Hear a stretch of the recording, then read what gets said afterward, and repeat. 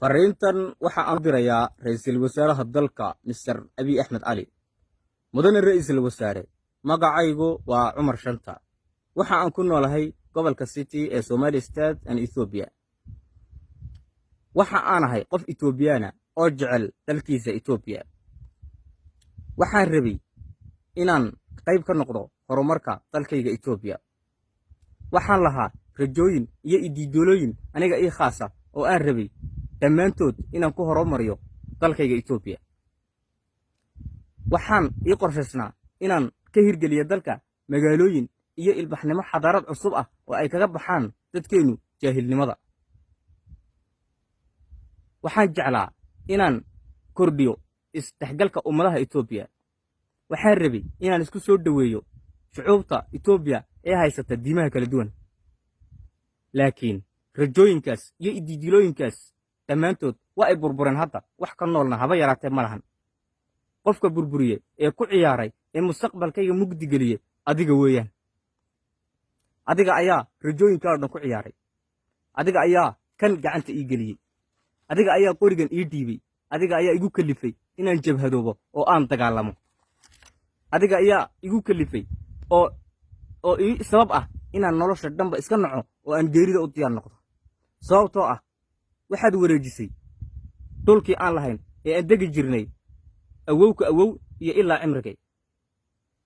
Waxaad ku wareejisay dad deris ah oo ay weligoodba oon isla deganin oo iska garanaya inaan dhulka annagu deganna. Waxa aad dafirtay qoomiyad inaan nahay qoomiyad ka mid ah qoomiyadaha dalka Ethiopia. Waxa aad la dagaalantay oo aad qulubteeda ka siibtay jacaylkii aanu qabnay dalka Ethiopia.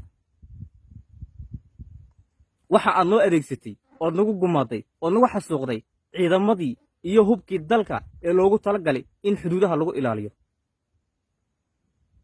Haddaba haddii aad sidaa yeeshay, ma tihid qofka keliyaati. Ma tihid ninka keliyaati ee Ethiopia ku nool. Ma tihid qofka keliyaati ee caqli leh. Ma tihid qofka keliyaati ee power leh. Annagu waxaan nahay ummad saacad oo kala hal qof oo hadduu dhinto baaba ayaa baa tahay. Annagu ummad baan nahay. Kuma ciyaari kartid jiritaankeeda. sidaas darteed waxaan maanta go'aansanay inaan iska celino kuwan caqliga gaaban ee canfareed ee aad soo adeegsanaysid ee aad doonaysid inaad dhulkayga iyaga ku wareejisid kadibna aad iyaga sida doontaad ka yeeshid. intaa kadib waxaan rabnaa adiga inaan kaa farxalanno oon horumarkaagan cunaha qabanno. kan waa horumarkii dalka, laakiin maanta ninka ka talaya waa adiga. adiga ayaa ah xubinta kansarka ah ee mudan in laga jaro waddanka. sidaas darteed halkan waan istaajinaynaa. baabuur maraya iyo tareen halkan ka gooshi kara oo badeecada labada dhanba u gudbin karaana haba yaraatee maanta kadib ma jiri karo. nin habartii dhashay oo 9 bilood ku dhashay oo halkaa tareen marin karaana ma arki karno. ma malaa'ig baad samada uga soo dejin? ma shayaadiin baa ku adeegaysa? dadka halkan marin doono waan arki doonaa bahaye haddii aad saa yeesho. haddii aad rabtid inaan waxaas ka noqonno oo aan u dhaqanno sidii dad muwaadiniina, jooji adiguna argagixisnimada. soo fuli oo noo fuli waxa aan kaa doonaynay ee shalay toole kugu sheegayna hawaash. naga saar canfartan nagu soo duushay ee dhulkayga burburisay dhulkooga ku celi. calankayga waa inuu dhulka ka shaqeeyo.